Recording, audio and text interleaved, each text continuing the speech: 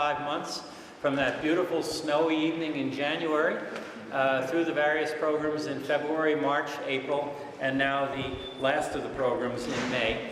All of this sponsored by your Lee Agricultural Commission and, of course, by the Lee Library.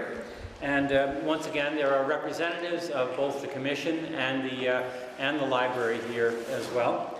And our regular team is back with us this evening. Joanne Curran-Celentano here on nutrition from UNH, and Ted McCormack on the culinary arts. And as you can see, some beautiful food preparation. I'm getting the fragrances here, making me pretty hungry. You're maybe a little bit too far away for that, but a wonderful preparation here. And myself, John Carroll, again, as your moderator and MC. Tonight we have an extra added addition to the program coming up a little bit later. Sarah Jacobson from Seacoast Eat Local will be talking to us about a subject that I think is a very fitting concluding subject for this series, and that's the topic of smart shopping. So we look forward to that in a little while. As advertised, tonight's program is focused on grains. Grains here in New England are somewhat, these days, an odd man out when measured against vegetables, fruit, dairy, and meat. We're not Iowa, we're not Kansas, but we have had a lot of grain production in the past, and in fact, this area of the coastal plain of southeastern New Hampshire was a major wheat-producing region in the 18th century. That's really going back some, and in the early 19th century. But grains are coming back now. The Mainers are doing it, and doing it very well up at Skowhegan and across the Kennebec Valley, involving many farms in the Kennebec, and as you might expect, in southern and central Aroostook County as well. And we are seeing far more wheat in the artisanal breads and pastries, and we're seeing much more barley and rye and other grains in the beers, in the microbrewed beers, coming out of Maine and elsewhere in New England as well, so grains are coming back. The Vermonters as well are doing it in the North Country near Quebec with a good deal of help, I would say, from the Quebecers, who are ahead of New England when it comes to local grain production, and particularly organic grain production, biologique, as they say in Quebec. And we're beginning to do it right here in New Hampshire in a town called Lee. And the star of that effort is here with us tonight to tell us all about it. I refer, of course, to Dorn Cox and the family farms associated with the Cox family and Tuckaway Farm and so forth, which is showing the way back to grain here in the Granite State. So with that, I'm going to turn it over to Dorn. Oh, I thought there was somebody else first. All right, well, I'm just going to plug this in.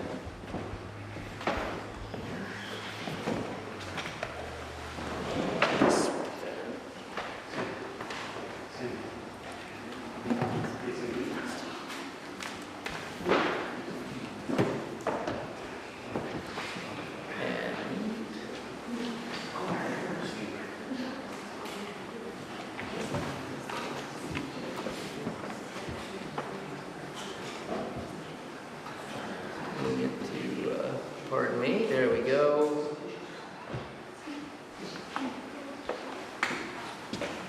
All right.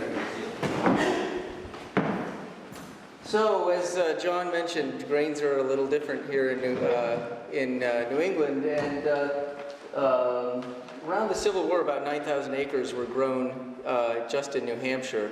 But it's interesting to think back that was prior to the development of the sickle bar mower, even not to mention combines. So that was harvested by hand. We're a ways from 9,000 acres yet, but I think by the time that a lot of the efficiencies in grain production were developed, most of the grain production had already moved out. So we really missed as a culture a lot of the developments that make grain harvest and management feasible on a smaller scale with less labor. So I'm going to go through some photos of our own operation, and I'll throw in a couple other operations at different scales, but just to get a sense of what it takes to go from the field to some finished product. And I'll be able to hand around some of the grains that we've grown on the farm here, and a couple of the other products related, like oil seeds. And John Hutton with Copple House Farm is also here, and he and I have also been both growing oil seeds and pressing those here right in Lee.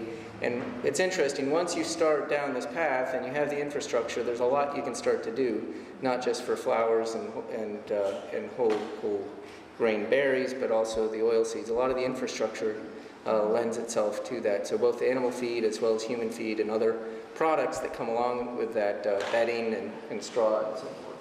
So this is harvesting winter rye just at North Lee. I think that was last year. Oh, that's not working. Oh, I gotta turn it on. So this is, there's a grain drill that gives you a sense of planting the grain. This is enough, but it can be done on a smaller scale with a lot simpler equipment. This grain drill, which plants it every 7 inches, about 100 pounds an acre, is pretty typical, 100, 150 pounds an acre. Works just about as well. That's from the 50s, doesn't take a lot of power. Weeding the grain, there's some wheat coming up. This is a field in Rollinsford of triticale and winter wheat. So when we started this just a few years ago, it wasn't uncommon to hear, well, you can't grow grain here, it's too wet, too whatever, it didn't really matter, but you couldn't do it. But then we come to find out that in a little island off of the coast of Washington State, they have the highest grain yields in the world, or Denmark, or you look at where they have very similar climate, or you look in the northern English Isles, and they're growing tremendous quantities of grain at tremendous yields. It's really that we haven't had the culture and we haven't developed the appropriate varieties. So there's some oats. Harvesting, you see that. This is spring wheat being harvested. There's triticale on the UNH fields, actually. There you can see it with my son in the dump bin. So one of the challenges with harvesting the grain is that the equipment that's currently available is too large for most New England farms. So what we have here is a Gleaner K2 made in 1981 that is about the biggest small combine that we could find. Or smallest big combine, however you want to say. So we were able to, you can move it just barely behind a 1-ton pickup truck. It's 13 feet, 5.5 inches tall on the back of the trailer, and it's just about maximum width. So this is about as big as you can get moving around a lot of and to be able to get it into a lot of our fields. Here's some folks as we're just getting started learning. Through Green Start organization I'm involved in, we had workshops to bring in, because we didn't have any history of working on this equipment. We had to bring in some of the expertise to get going. So we had a fellow from far western Pennsylvania fly in who sold these combines when they're brand new and had us go through over 2 days, take them apart, put them all the way back together, and run them in the field. So these are what some of our historic options have been. I mean, these are from the 50s and 60s to get this kind of scale that we typically need, and it's not. You can find them, but it takes a lot of tinkering to keep them going. So last year we started looking at what's currently available new in a small scale, and we're starting to look at some of the Asian machines. So this is a Chinese combine on tracks. That we tried. It's a 4.5-foot head, and it has a modern threshing system, which means you can go faster and it can handle more weeds, even though it's a smaller machine. So there it is, fitting on a little car trailer. You can see this is not 4.5-foot head isn't too different than the 10-foot head on this as far as acres per hour. And it goes even smaller. So here is not quite a walk behind, but it's a very small Chinese combine that we're going to be trying out this year for research plots, but also for small backyard growers as well. If you have a small flock of chickens, you can grow your own grain with this kind of equipment. And those,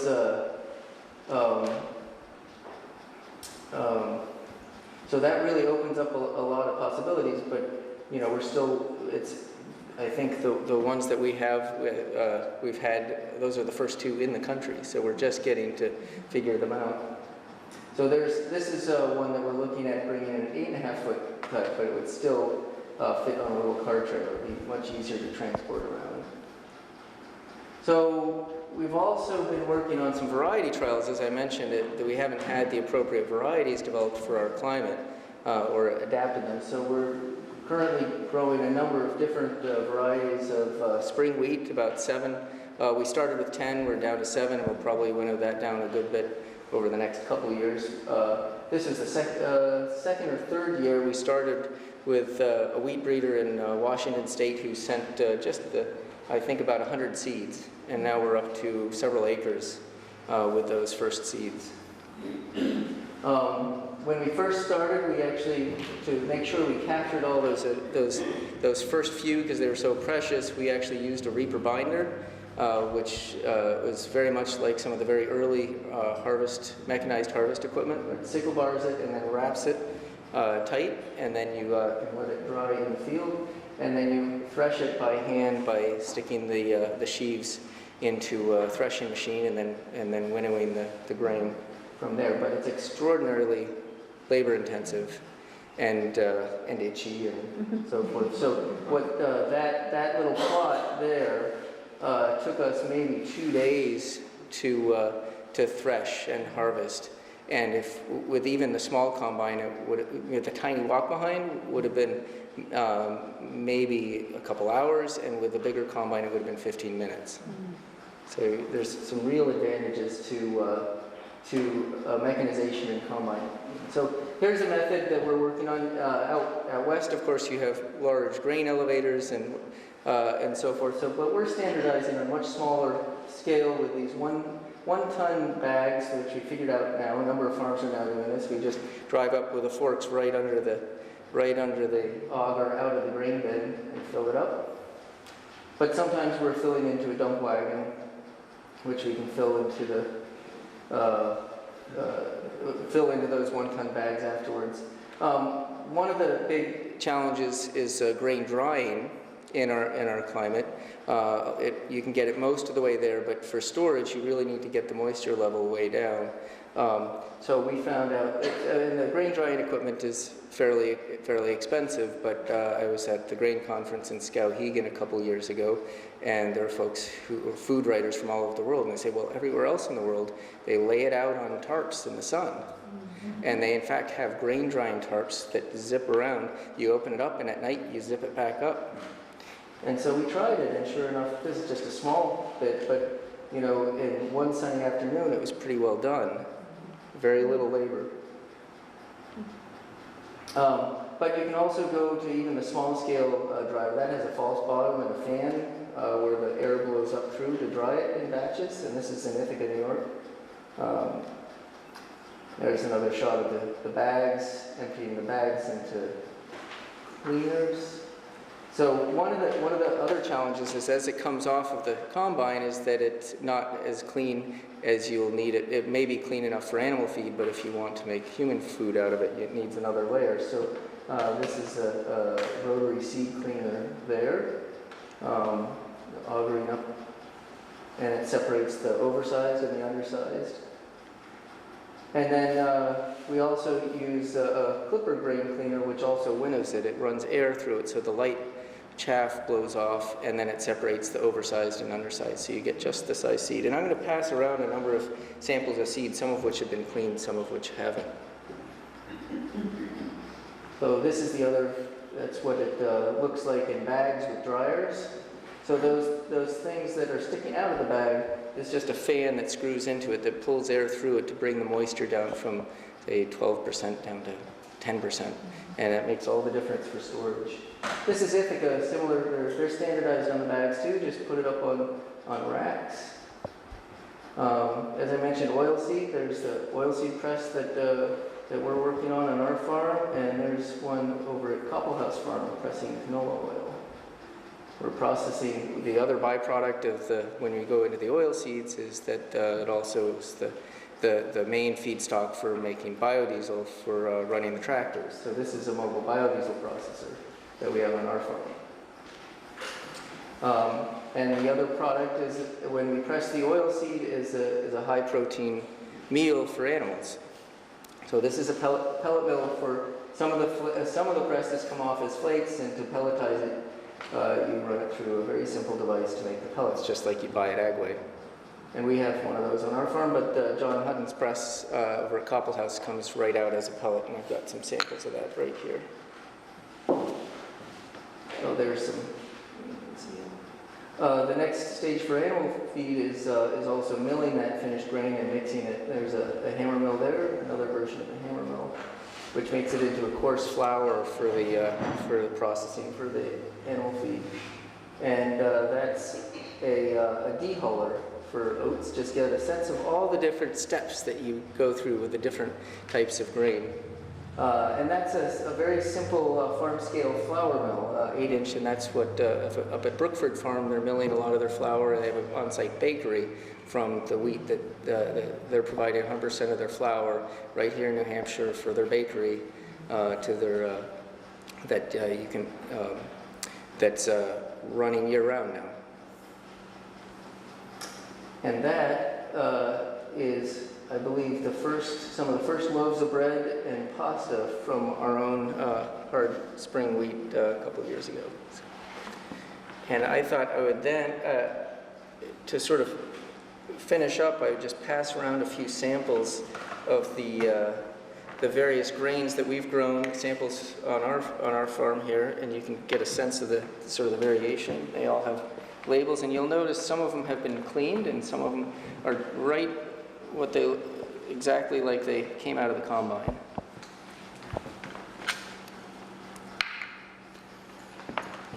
We got a sunflower. We can just sort of pass those around.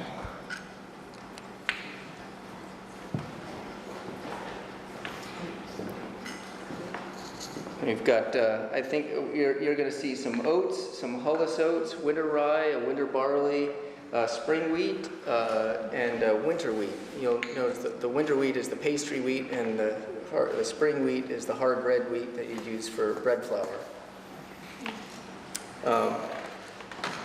We also have some various corns, some flint corns, and some flint corn meals, roasted flint corn meals that I'll pass around.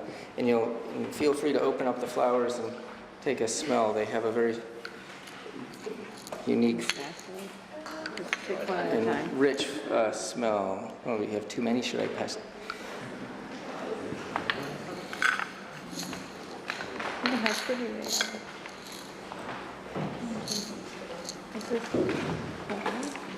And I don't know if there's an opportunity, but I brought, just because people often don't think of eating whole wheat berries, but I brought a wheat berry salad that at some point, if we want to, there's enough for small samples. But this is a winter wheat berry salad, which you cook very much like rice. And I can pass around a couple samples of sunflower oil too. Oh. This is beautiful. I don't know what we're looking like for time, but I'm having to. Okay. Well, I think at this point, we'd like to hear from Joanne Curran-Celentano on the subject of some of the nutritional aspects of this topic. So. Sure. Yeah.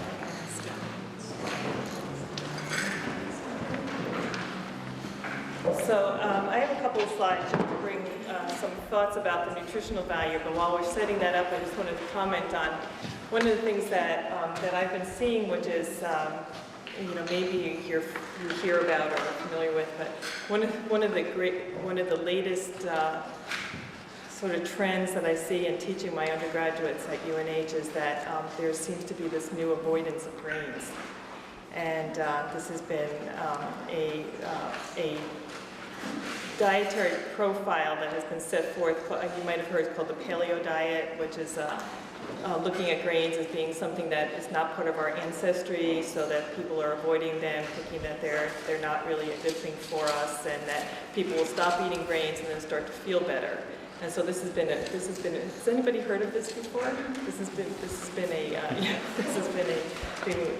Well, one of the things I want to say about that, or as I think about that, is that the problem, the reason why people think that way is not because of the diet that we have a diet different than our ancestors 10,000 years ago, which is where the paleo comes from, that we have not genetically adapted to the diet. We really were supposed to be the pre-grain, pre-agriculture diet, but it's because we haven't adapted to the diet that's like 30 years old, and that is the diet that's high in processed foods in 30 or 40 years. So that's really where the problem comes from. So when I'm always trying to tell my students and other people that ask me about whether are we supposed to eat grains or have we not really evolved,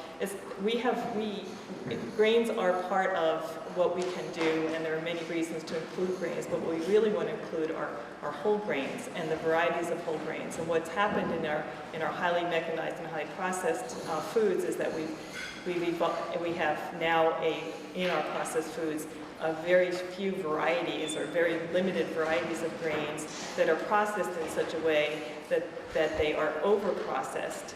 And therefore, people avoid that if you want, but grains add a very elegant and interesting variety to our diet, including nutritional value.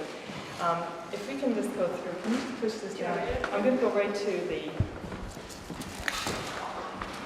roasted. I had a couple of things to say from Those ones are the roasted ones. last topic, but I'm going to hold on to that until if we had time later. So for whole grains, from a health and nutrition perspective, we're always looking at whole grains and looking at what are the values of whole grains, and we kind of argue with one another over what's the real value. We know that they're really nutritious and they're really good for you when they're whole. Is it the phytonutrients, the many nutritional components that are in plants, and grains being a plant have many components in them that we refer to as phyto. Anything that has this term phyto, it just means a plant nutrient. So are we using it for that? Are we using it for the fiber? Because this is one of our best sources of fiber in our diet, is from the whole grain, the fiber. There's a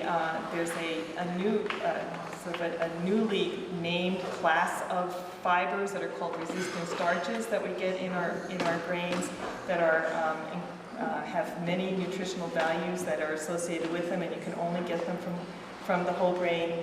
And then something that's relatively new is that the grains provide, in the grains themselves, in the whole grains, there are these components that are referred to as oligosaccharides, which means that they're not big polysaccharides and they're not small sugars, but there's something in between.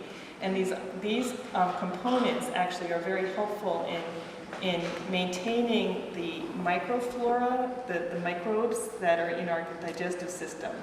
So there's some really elegant research that's going on now looking at where these grains provide that the materials that come in with them, not only the nutrients that we know of, but that these components that are in the whole grains are actually helping to fuel the microbes that make up, that live symbiotically with us in our digestive system. So whole grains, and this is one of the things that is, again, relatively new and kind of an emerging science, is that the whole grains are providing these prebiotics. Now, you might have heard of probiotics. We eat yogurt for probiotics. Well, this is not the organism, but this is the food for the organisms. And it's kind of an odd concept to think about, trying to feed the microorganisms that are living in your gut. But in fact, we do, and we need to, because those microorganisms are incredibly valuable, and we're just beginning to scratch the surface on what we know about our symbiotic relationship. I love the pictures of Dorn's, of Andreas in the grains and in the dirt out there, because that's one of the things that we're finding is that that we tend to be a little too clean, and as a result we're changing the microflora in our system, and that in order to maintain good health through a lifestyle, we actually need that exposure to air, open the windows, play in the dirt. All of these things are probably really helpful for us. So these grains are actually helping to support those microorganisms that are in there. So that's when we think of whole grains, we don't really think in that terms, but I want you to think in those terms because I think that's really important. So these trends towards avoiding grains or avoiding wheat, they're not necessarily helpful But if you think about the whole grain, then in fact, then that is something that is more important. And so from a whole grain, and this is another thing that gets a little bit confusing for people, for all kinds of people. We're actually doing a study right now looking in an older population, which in fact I actually now fit into myself, as to what do people think of when you say whole grain, and how do you determine what's a whole grain? When you go to the grocery store, you have to be with a magnifying glass and a lot of time in order to figure out what's a whole grain if you're going through some of the processed aisles. And so a whole grain has a definition, and a whole grain it contains the bran, the endosperm, and the germ. So this is a seed. This is just a generic seed, not anyone in particular. But this, so the germ, the endosperm, which is the starchy component, which provides the energy, carbohydrates, some of the B vitamins. The germ, which is where your fat-soluble nutrients are in your germ, and the bran. And you have to have all of those three components in the ratio that's in the natural whole grain in order to be called a whole grain. So when you eat, when you're eating any of these whole grains here, you're getting that. But what's happened is, and you'll see if you see something like Fruit Loops, which are now made with whole grain, they don't actually use the whole grain. What they do is they repackage, they use a combination of materials in a slurry that represents about this same ratio, and they can now label it a whole grain. But that's a very different food than what we're talking about with whole grain. So that I think is actually very confusing. Confusion is actually pretty good for the food industry. They like confusion. So whole grain is now into the whole confusion area. But I just wanted to point out that if you're eating whole, you're getting it all. You're getting it, and you're getting it in the right ratio, and you're getting it with all the components. Another thing that actually gets quite confusing, and this is a big graph here, but it just shows, the point is that this is all of the nutrients that are in whole grain. This is a subset of the nutrients that are in whole grain. There are other ones too, but these are some of the key nutrients. And what they are is less important. But you have vitamin E and B6 and magnesium, some of your B vitamins, fiber, zinc, potassium, some of your trace minerals, and folate.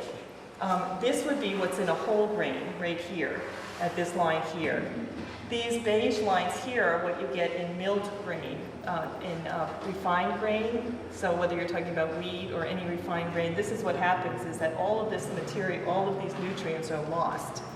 And so what we have now, and by law in the United States, we have enriched grains. So if you have a milled grain that has been refined, it has to be enriched.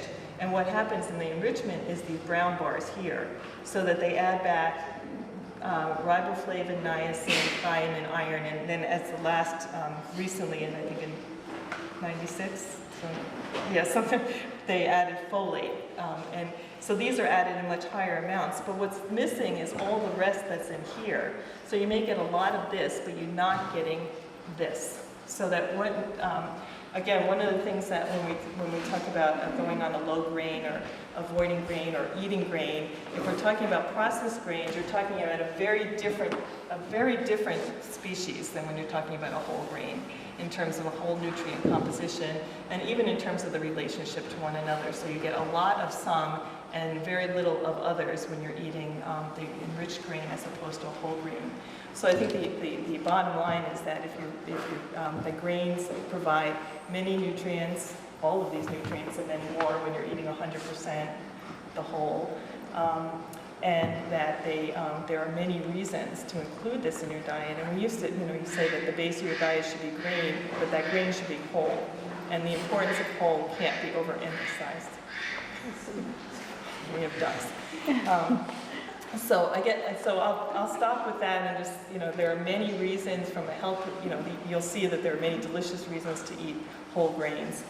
But from a health perspective, they're a healthy part of the diet. Whole, there's a saying to make half your grains whole, which is something that has been put out by the U.S. Dietary Guidelines, but I'd say, work higher than half. Go towards 100%, and you'll be well off with all the nutrients it can provide, and also some of those other components, such as the prebiotics, which I think we'll be reading a lot about in the future. Okay. Okay, thank you, Joanne. We'll turn now to those delicious reasons and turn the table over to our executive chef from Blue Moon Evolution Restaurant in Exeter, Ted McCormack, to talk to us a little bit about food preparation, culinary arts related to grains. Ted? Hi.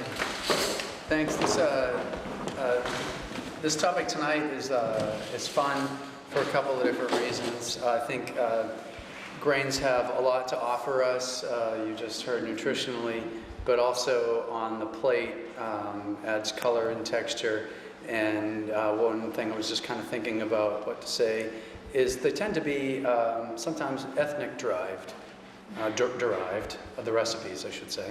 So, which may also be another reason why some things fall out of fashion over time. We don't know how to use them. We've forgotten how to grow them. We don't grow them, then we've forgotten how to cook them. We haven't cooked them, we don't know how to eat them. So I think this is a great conversation for tonight. Blue Moon used to be a natural foods market for a long time, and we still keep the dry bins of all of these grains and beans and other rice as well. So I was able to snag a bunch of this from work today. So as Dorn has, lucky enough they do produce some of this here in Lee, that's amazing. We have bulgur, which is cracked wheat. Yes? That's fine. Yeah, and so there's a large, medium, and a small, and I think this one's a medium. And so that's your tabbouleh. A lot of people have had that. It's pretty popular, pretty easy to make. And we have oats, which I think you're also growing? Mm-hmm. Yeah, oats. So we have rolled oats. We've all eaten that from the Quaker guy. And the groats, oat groats, or steel-cut oats, or Irish oats, you see in a can at the grocery store. And they're a bit more tricky to work with, but you got to soak them or cook them for a long time. Soaking them, you can actually eat this raw. It's kind of pasty and bland, not very appetizing, but you can eat them after soaking. And you can go further. Had our oats. Haven't? So, oh, yeah. Yeah. So, but oat flour, if you grind this down to make a flour, I've been experimenting, so to speak, at home, making the pancakes and the waffles with parts of AP flour, cornmeal, and oat flour, or a mixture. So I think it's fun to find a different texture out of your pancakes just by using oat flour. Also, oats themselves are gluten-free, and so a lot of people are on the gluten-free diet, so we can substitute oats. But people say that they could be grown near wheat and could have been infected with wheat. So we do buy gluten-free oats that are secluded oats. Oats did not come in contact with wheat. So we have a big bin, and I am buying Maine popcorn and Maine oats, Maine grown. So that is for sale at Blue Moon. The flour, however, is not, but I could get into that. The rice, rice is another. Quinoa is fun. And so here's a tricolor. We sell the tricolor mix, and we also sell white by itself. So there's white, there's red and blue, I guess, or purple, blue.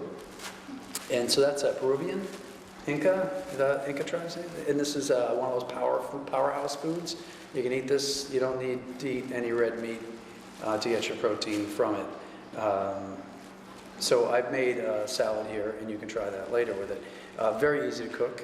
I'll go through that in a second. I just want to kind of dance around the table here with all these fun things. So we have barley and we have wheat berries. And this is the barley I toasted. And so that's kind of fun. And you can actually see it popped, and you can send that one around.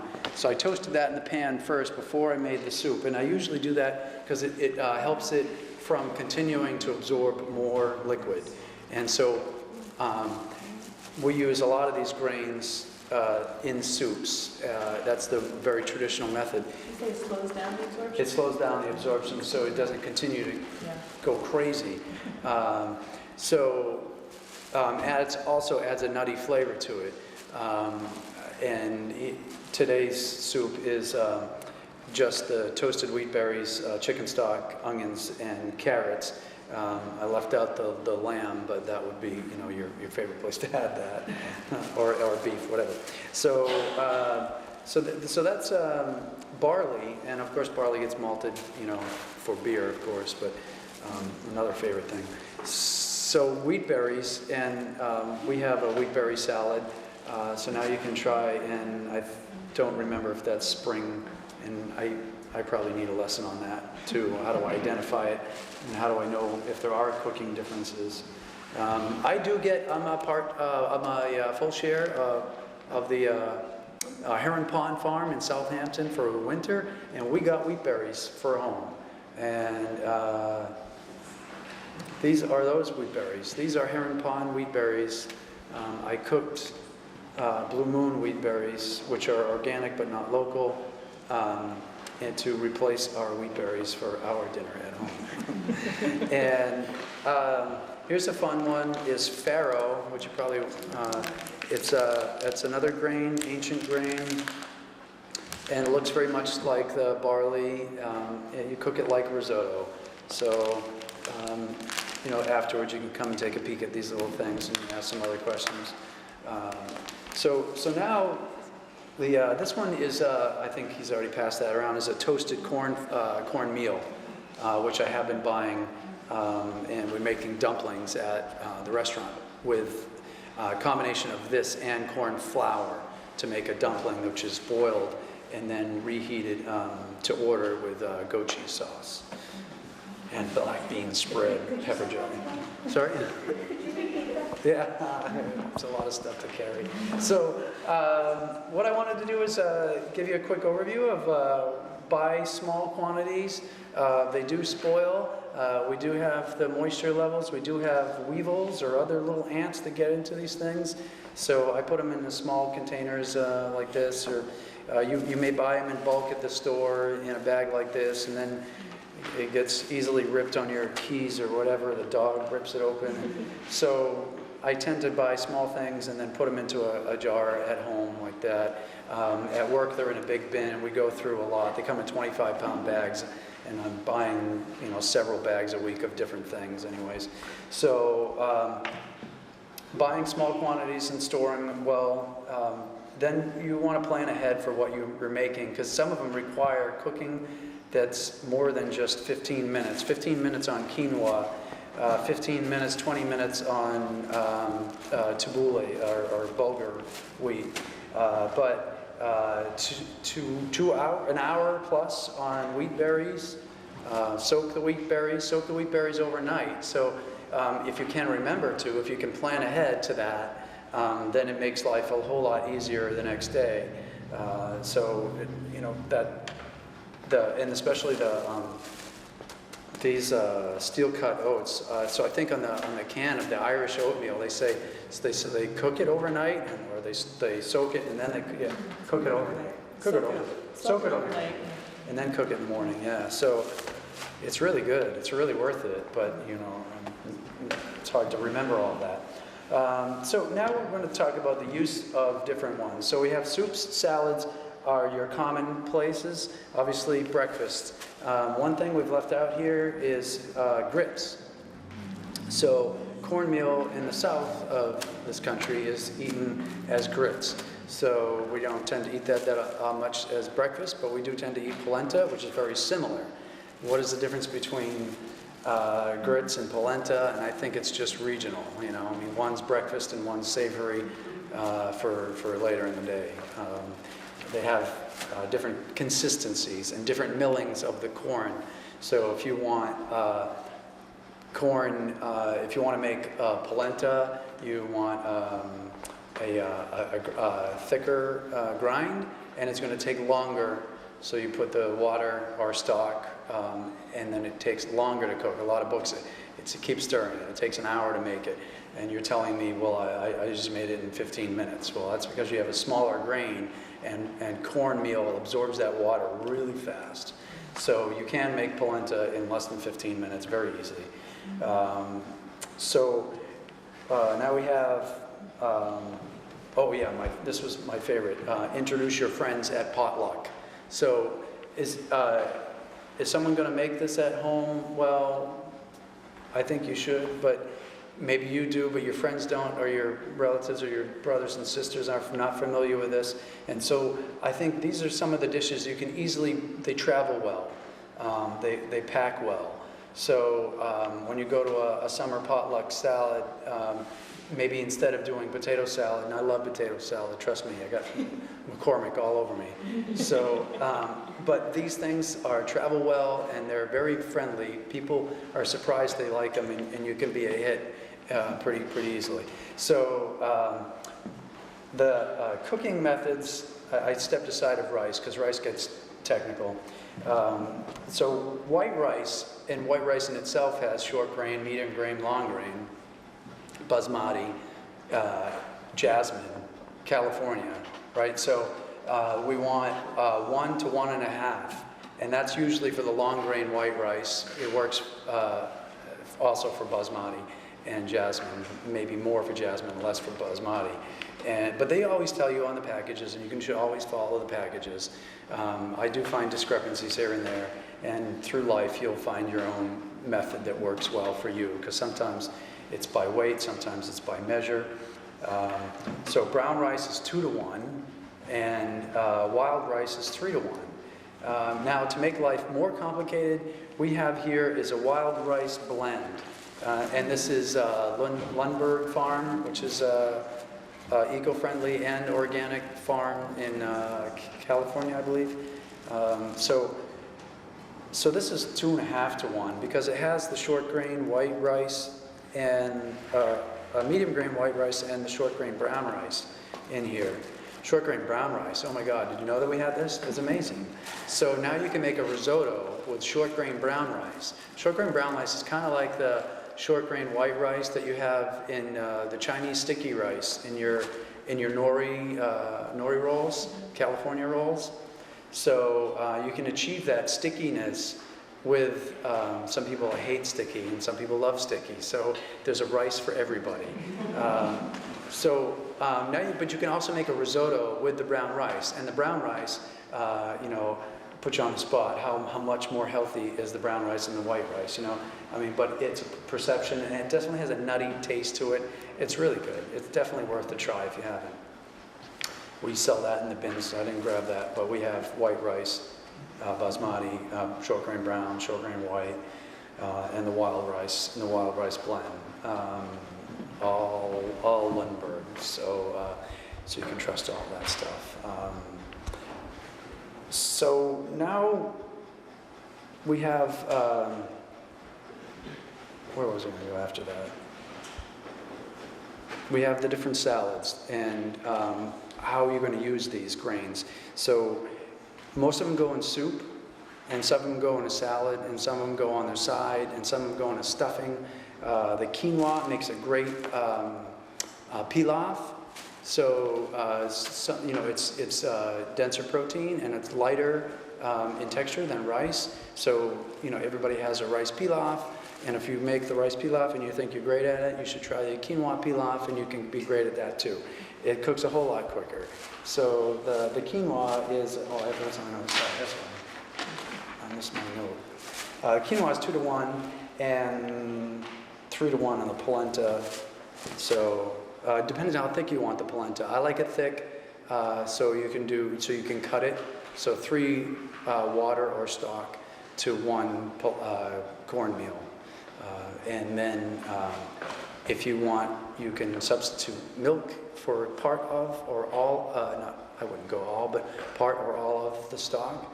And you can do 3 to 1 and then add 1 cup of milk and you get a creamy polenta, or half and half, or even heavy cream, or go milk and then add some cheese and butter into that.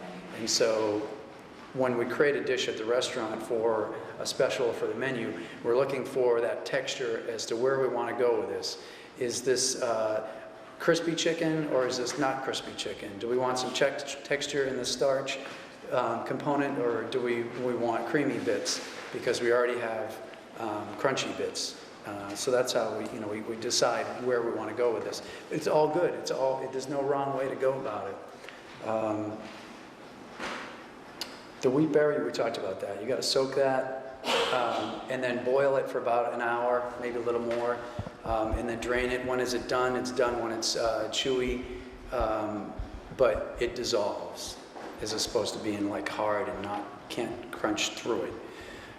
So what we have tonight, we made like a Mediterranean style tabbouleh, if you will. So with the wheat berries. So there's cucumbers, tomatoes, olives, garlic, lemon juice, and parsley. And you can use that same in the farro. You can use to do the salad with a farro. You can do the same with the barley. You can do the same with the quinoa. And then the quinoa tonight here is sesame, rice wine vinegar, and chives, fresh chives. And going a few meetings back, a few months back, we now have fresh violets. So we have our edible wildflowers mixed in with that. And then the wild rice salad is maple and balsamic dressing on it, and it has fiddleheads and dried apples, dried cherries, parsley. So I did a cooking class, packable picnics. And again, I was pushing this just a few minutes ago, and as these things travel well, and they keep your body enriched and fulfilled for a long day. So my wife and I did the 4,000 footers in New Hampshire, and it took us 3 summers to do. In 3 summers, you go from, or 5 years, doing some smaller hikes, you go from getting a sub or a sandwich somewhere up there to packing your lunch. And if you take your last night's roasted chicken or what have you and add it to one of these types of salads, you have a very filling meal, which you don't need much more than a portion, a cup, depending on how long you're hiking. But I think when we talk about our diets and the way things have changed over the years, we concentrate on that 10-ounce center-of-the-plate protein, which we've forgotten that there's so many other good alternatives. We don't need to eat every night 10, 12 ounces of fish, beef, chicken, etc., pork, as much as I love all that stuff. I don't eat it all myself. So I guess that's everything we got here for you tonight. I'm sure we'll take some questions later. Great, thank you. And we should be reminded there is such a thing as local rice, that is rice grown here in New England. There's 2 farms in northern Vermont, just south of Burlington, that are doing very well. I've been on those farms. It's terraced rice on hillside slopes. The northern Japanese rice is in cold country and snowy country in Japan, and Vermont is well adapted to it. So you can get local New England rice up in northern Vermont. And of course, if they can do it in northern Vermont, we can do it here. Now, Ted, you didn't tell us about what your special is tomorrow at Blue Moon Evolution. Always thinking ahead. Not sure, actually. Okay. First of all, before we go into Buy Smart, Be Smart, Buy Local, I'd like to just ask, are there any questions on grains for Dorn or Ted or Joanne, since we're focused on grains at this point? Yeah. I understand that if you were to try to grow spelt, that you would have to do something to the husk on it? Dehull it, just like you would with barley or oats. Or the hulled oats. The hullless oat is without. So it's that's one of the advantages of the modern wheats, is that you don't have to go through that extra step. And that, But there are small-scale dehullers that are possible, both on the kitchen counter level or at the farm scale. Other questions? Yeah, Eric. Two questions, one for Ted and one for Joanne. But the question for Ted, could you say again what was in the last salad that you talked about that had the apple in it? This is dried apples, dried cherries, and fiddleheads, and a maple balsamic wild rice. Did you ever use that for stuffing and duck or goose? Wild rice. You could, if you overcook it so that it gets sticky a little bit, and then you can stuff chicken with it, stuff turkey with it, absolutely. Duck or goose? Duck and goose, all of it. Let's do that next month. Question for Joanne, and you didn't really talk about it, and maybe you want to wait till the end to talk about it, but could you give us some idea of the whole concept of whole grains, and I'll use oatmeal as an example of lowering cholesterol, and why that happens? Sure. So that's a good one to focus on with the grain. And from a nutrition perspective, we're always saying, like, what is it about the whole grain that makes it so nutritious? And that's one of the things. In oats in particular, and many of the other grains, the fiber, we used to call it soluble and insoluble. There's different words that are now used for that, but I think they make sense in terms of what you're asking here. So any type of fiber that is called a soluble fiber, what it actually does is, in the process of indigestion, the part that's not digested will actually help hold on to some of the cholesterol that is in the intestinal tract that either has been reabsorbed or not absorbed yet. So it actually holds on to some of the dietary cholesterol or the recycled cholesterol, so that this soluble fiber actually helps to lower cholesterol. So you'll see this on the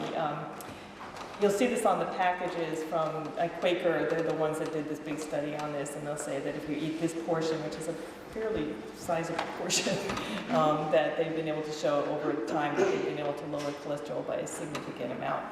The point being that different fibers have different functions, but when you eat a whole grain, the soluble fibers actually do help to maintain lower blood cholesterol levels by the process of holding on or not allowing for recycling of cholesterol. So that's another added benefit of the fiber. Fibers can add bulk to the diet. They can keep keep your system running properly, but they also can help lower the cholesterol, for one thing, to help lower the blood cholesterol levels. So it's a great point. And oats is one that's really high in soluble fibers, but all of them will have some soluble fibers. So a higher fiber diet, that's one of the pluses of keeping a diet high in fiber. So that's okay to put more butter in your oatmeal in the morning? Other questions? Yes. I'm aware that quinoa has fantastic nutritional properties, but I just wondered if you could sort of give us an idea of these different grains that have been spoken about tonight, which are the most valuable nutritionally, or are they all pretty similar? So the thing that quinoa has going for it, and the triticale that Dorn had talked about, is from a protein perspective, there are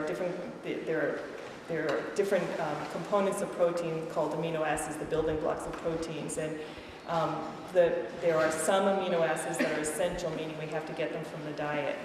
And typically, plant proteins are going to be limiting in one or more of these essential amino acids. Quinoa has a very good profile, as does the triticale, which was actually bred to be high in these essential amino acids. The key, I think the simple answer is use a variety. And that way you will get complementary proteins, so that what's limiting in one will be complemented by something else. So it's not so when we eat a balanced or when we eat an adequate diet, which we typically do, that limiting amino acid issue is not really is not something that we in our society or in our typical eating pattern need to worry about so much. So that any of these grains will be really equally healthy in terms of that. If you're on a very low protein or limited protein, then balancing those amino acids would be much more important. So I think the bottom line, the simple message would do a variety, and then you don't need to worry about it. Any other questions for our speakers on grains? Yes. I have bought oats in large quantities, and I've had to dispose of them because I've gotten the little bugs in them. And a friend said that you could put your oats in the freezer And so would I put them right off in the freezer and then take them out to store them? Do I use them right from, I mean, I would think there'd be moisture going on with that. I think if you put them in the freezer, you should use them out of the freezer and not take them out and store them in the dry, because you will get some moisture movement, and then when you take them out and leave them in the dry area, they could actually get moldy. So once you put them in the freezer, I would keep them in the freezer and use them from the freezer. And does that reduce the nutritional when you freeze that? No. One of the things that we're looking, because it's a region-wide issue, is grain moths. And one of the things that we're looking at, and you can do it very easily at a small scale, is if you get a 5-gallon bucket and you put a little bit of dry ice in it. It will drive off. It will essentially stop the respiration in that.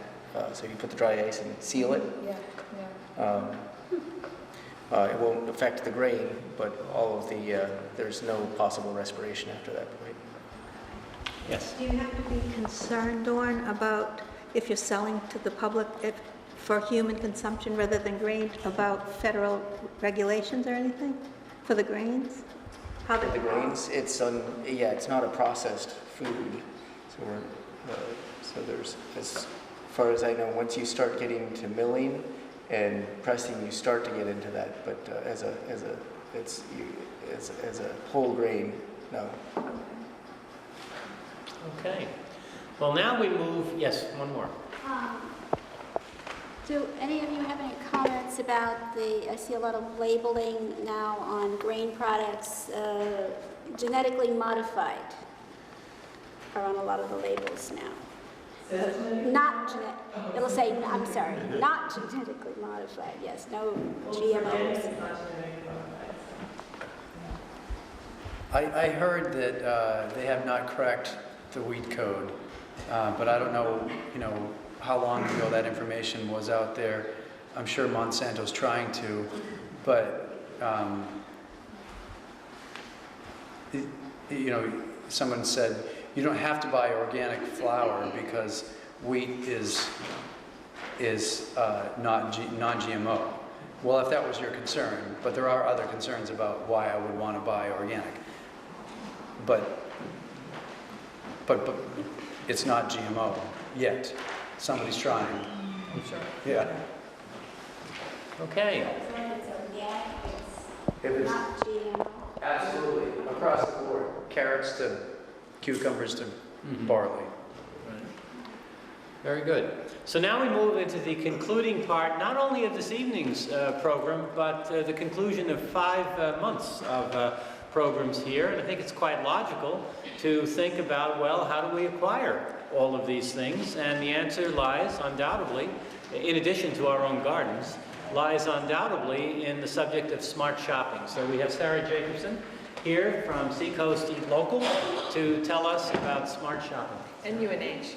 And UNH. I'm going to plug in here. Well, thank you for having me. Just a little pressure to wrap up 5 months. But I hope that this will hopefully be informative and not too repetitive. I'm sure there's a lot of people that are already eating locally as their primary or sourcing locally. But I hope to inspire you and maybe give you some ideas of other ways that you can get involved in the local food system. So, obviously there's many benefits to eating locally, and I always start with this slide because I like everybody to be thinking about, so why are we doing this and why is this important for the consumer to be educated and informed and choose their food wisely. So at Seacoast Eat Local, our mission is to connect consumers to local producers, sustainable farms being the primary focus. And we do this in order to foster and create a sustainable local food system that is not only beneficial for the health of the consumer, but also for the community at large, as well as the economy and the environment. So there's a lot of different ways of looking at the local food system and many factors to take into consideration. So obviously for the consumer, the main focus is that you're getting high quality, fresh, local, just picked food that's also very nutrient dense. It hasn't sat on the shelf for 2 weeks and it's at the peak of freshness. And for the community at large, supporting those local farms, supporting the family farmers and keeping these businesses going, as well as the environment. So supporting sustainable farms is supporting, good land, animal husbandry and land stewardship, and it all goes together and ultimately protects, the environment that we're all living in. And lastly, and very importantly, especially right now, is the economy. So spending your food dollars here locally makes a big impact, and again, keeps these family farms going. So, and again, for the consumer, and I will try to talk about the economic piece as well for the buyer, but again, goes all back to freshness. The fact that when you go to a farmer's market or you go to a farm stand or you get your CSA share, you're getting food at the peak of freshness. And ultimately, it is more nutritious because it hasn't sat on the shelf for 2 weeks, and it lasts longer once you get it home. So there's a lot of benefits of buying it locally. Obviously, taste, that's a huge part of why we all go to the farmer's market. I had a woman actually come, I'm not going to talk about it tonight, but I coordinate the SNAP EBT Farmers Market Program, which enables people to use food stamps at the market, which is another important piece of including the whole community in the local food system. And taste is a big deal, obviously, when we're buying food. And I had a SNAP customer come to the market recently, and it was the first time she had ever had fresh asparagus, and this was a life-changing moment. So she said, this is the most amazing thing ever. So obviously taste, and getting it fresh makes it that much better. And obviously knowing where and how your food was produced is a really important piece. We don't have much transparency when we go to the grocery store, and obviously, as Dr. Celentano touched on briefly, there's a lot of confusion and a lot of deception in nutrition labeling. And it's not always clear how something was produced or what it contains. And so going right to the farmer and asking them how they produced it and getting a whole food product is a much different game, and you know what you're buying. And lastly, relationships with growers, which I will touch on several times, but I think this is a really important piece, understanding the farmers that are taking care of the land, asking them these important questions about how they're growing their products and developing a relationship with them. So tonight I was, asked to talk about being a smart shopper and, perhaps clearing up some of the misconceptions about eating locally, the fact that a lot of people think that eating locally is always more expensive, which I hopefully will change your mind by the end of my talk. But I think that, eating locally is you have to become a smart shopper. You have to educate yourself, and you have to understand what you're buying. So there's a lot of jargon, a lot of labels that are even involved with local food. So educating yourself about what these labels mean will really help you understand why you're paying more for organic, or if you want to make sure that you're avoiding conventionally grown foods, you know what conventional actually means, what those labels mean. So I won't go through all of these, but I wanted to bring your attention to Seacoast Harvest, which is a guide that Seacoast Eat Local puts out every year. And this is the 2012 version, so I don't even have the new version to give you yet, but it should be hot off the press soon. But this is also available online. Seacoast Harvest is a publication that catalogs all the local farms, local farmers markets, and so forth. And it's free to consumers, and it's also free for farmers to list it. So it's an incredible resource. But the reason I bring that up is that you can get this all online, and we have a whole glossary with all of these terms and really good descriptions, so you can educate yourself and know what you're buying. So there's many ways, obviously, to get involved with eating locally. These are just, a handful, but obviously we have a lot of farmers markets in this region, and we are really, really lucky to have them year-round. Most people think about this time of year, spring, summer, fall, as being farmers market season, but especially in the seacoast, we have several winter markets, so you can actually get local food all year round, which is pretty amazing, especially in New Hampshire. So farmers markets, obviously direct to the farmer, farm stands, and pick your own operations. When we talk about cost, pick your own is a really great option for if you have the time to go out and actually pick it yourself. A lot of the times when you do pick your own, especially for fruit, it's at a discounted price because you're taking labor out of the equation. So for those of you who have the time, it's a really great way of doing it. It's fun for the family as well, good exercise. But just when you're buying in bulk like that or picking your own, you obviously need to have the freezer space or the ability to use everything that you pick so it doesn't go to waste. CSA or CSF, which I'll talk about in more detail, are another good option of not only supporting the family farmer when they need the capital at the beginning of the season, but also is a good economic option. And obviously growing your own is a really affordable way of eating locally. And right now, if you are attending any of the farmers markets, there's tons of seedlings for sale. So if you don't like starting your own seeds, I suggest you go to the local farmers market and get seed starters there because they're ready to go. Potluck, so I know we touched on this earlier, but another great way is just, building community, eating with your family, eating with your neighbors, and all bringing a dish that has local ingredients is another great way to celebrate eating locally. And we're also really lucky in this region to have many retailers who source and sell local products from local farms, and a fabulous line of restaurants that also source their ingredients locally. So even when you go out to eat, you can try to support those restaurants that are making a real effort to source their ingredients locally. So back to farmers markets, so we have, and this is expanding all the time, but we have 33 summer and 9 winter markets.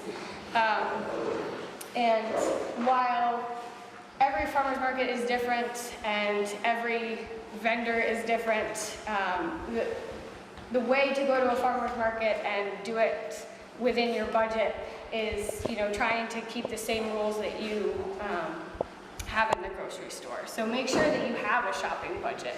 Determine that before you even get there, I think is a good idea, because you can get to the farmer's market and there's a lot of wonderful things and you sort of get carried away. So having a shopping budget, having your grocery list, packing groceries carefully is a simple way to make sure that your eggs don't get broken on the way home. And it's a part of the equation that most people aren't thinking about, but is another way of saving money. And comparing prices. We're pretty good at comparing prices within the grocery store, and the grocery stores also help us in that respect.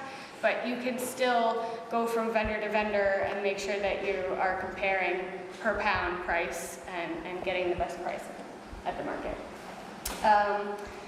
And some other things, just visiting the information booth. Some markets have them, some markets don't, but if they do, and especially if you're in a rush, that's the first place to go and get direction. And at the Seacoast Growers Markets, it's usually me. So I answer a lot of questions and, they have really good corn over there, and, can direct you in the right spot. So, and of course, get advice from your farmer.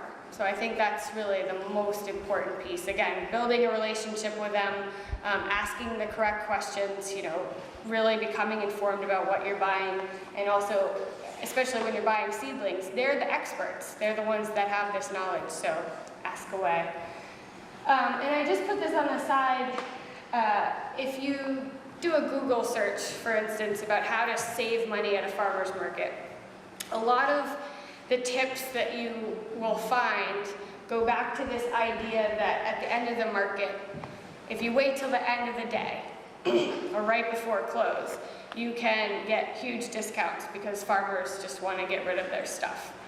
And I wanted to put this as a myth because in most New Hampshire markets, there's rules forbidding this kind of discounting. I know with Seacoast growers, I don't know if you know of any, most, right? Yeah. So I just bring this up because there's this weird misconception that if you just go at the end of the day, you can get really good deals. So don't count on that. And actually, it's a good thing that they can't do that because that keeps everything on a level playing field and makes it so farmers are actually getting a fair price. And the truth part of this is go early if you can, so you get the best selection and you get there before the good stuff runs out. So. Okay, so CSA, is anybody here a member of a CSA? Or everybody has heard of a CSA? So, won't go into too much detail, but this is a good economic option and is a fantastic way to start eating with the seasons.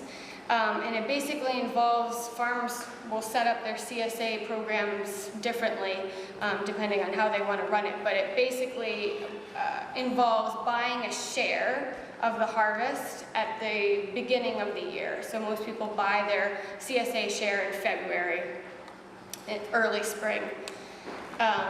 And then throughout the harvest season, you basically get your payout. You get your bundles of food every week for the entire harvest season. So it is very crucial for a lot of farmers because it gives them, again, that capital at the beginning of the season when they're buying seeds, they're fixing machinery, they're doing all of that investment at the beginning of the season. But then shareholders, you not only take a piece of the risk, but you really reap the benefits throughout the season. And if it's a bumper crop of tomatoes, then you get a lot of tomatoes as a CSA share. So this is in many ways I find most people are a little intimidated at first because you do buy the whole share at the beginning of the season. So for most farms, it ranges everything from $200 to $1,000, but most are, $300 to $500 range. But that equates to an incredible amount of food every week for the entire season. So many people will also, if they're not too sure about it, they will go in with another family and split the share. Or some farms have a half share or one or two person share. But in general, because you're paying up front, you get a 10 to 15 to 20% discount overall. So you end up saving a lot of money. So it's a good option. And it's fun. There's also community-supported fisheries. So it's the exact same thing, except that you're getting seafood, and this is really important right now since our fisheries are,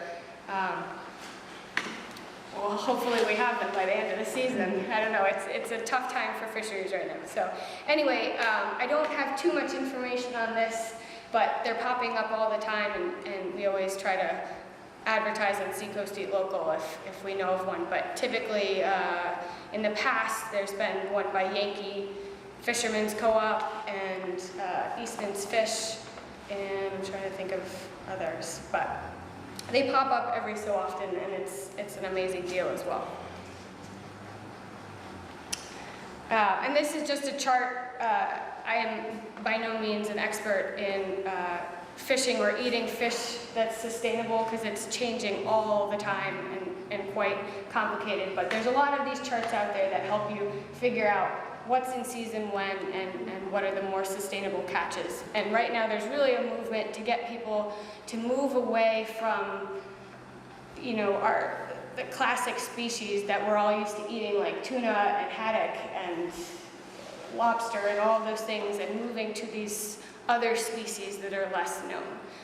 And a lot of chefs are actually having these trash fish events where it's really focusing on using these other species that we're not too familiar with, but are still really good for eating. So just a few last tips. So obviously buying in season. Buying in bulk is an option, whether you do it through a pick your own or depending on the farmer. Not all farmers will do this, but some will have options to buy in bulk at a discounted price.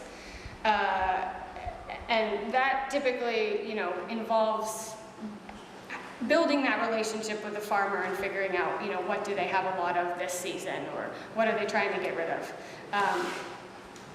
Learn preserving techniques. So again, to save money, you want to try to reduce food waste as much as possible. And one way you can do this is certainly by buying only what you need, but again, preserving what you have left over. Either freezing, dehydrating, canning, and so forth. And I actually brought a cooperative extension list of their preserving workshops that they have coming up. So that's always a good skill to learn. Also finding out if your local market, what payment options they have. So if you get caught and you don't have cash, a lot of markets now have the ability to take debit and credit. And like I mentioned before, some also accept EBT or SNAP, which is a new name for food stamps.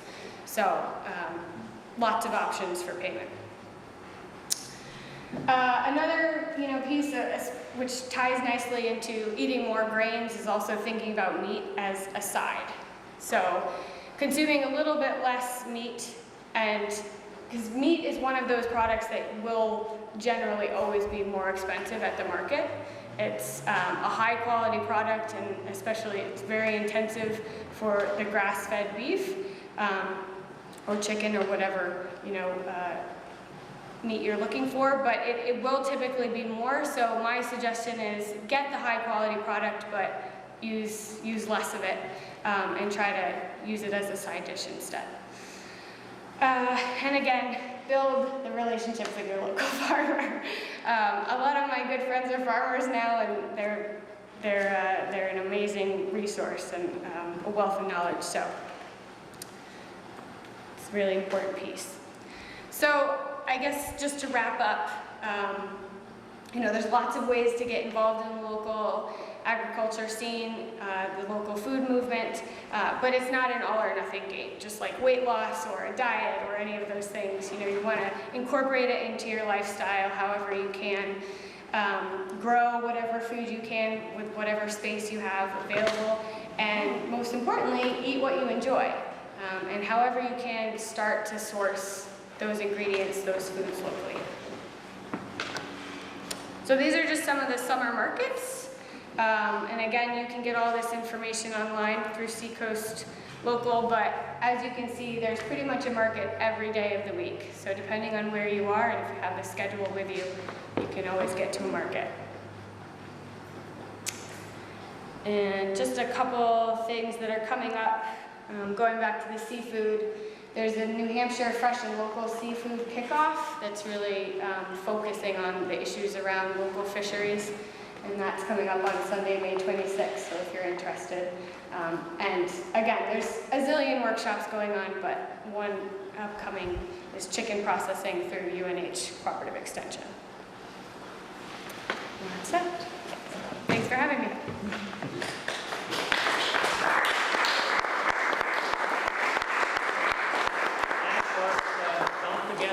Farmers Market. Does anyone have the startup date for the Lee Farmers Market?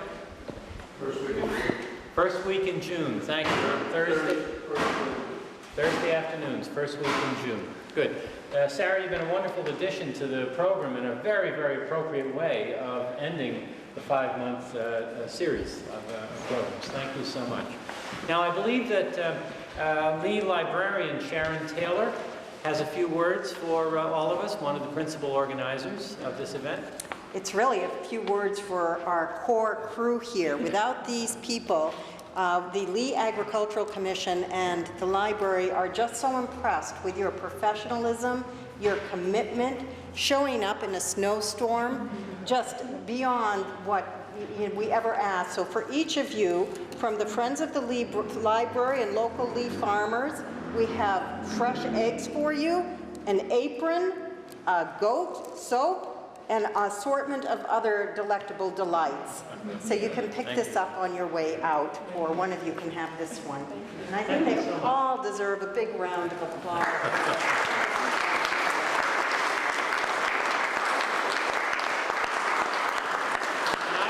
I would like to personally thank Donna Lee for inviting me to play this role as a moderator. I've thoroughly enjoyed it, and coming across the line these 5 Thursdays all the way from Durham. It's been a lot of fun. Thank you. Likewise. Thank you.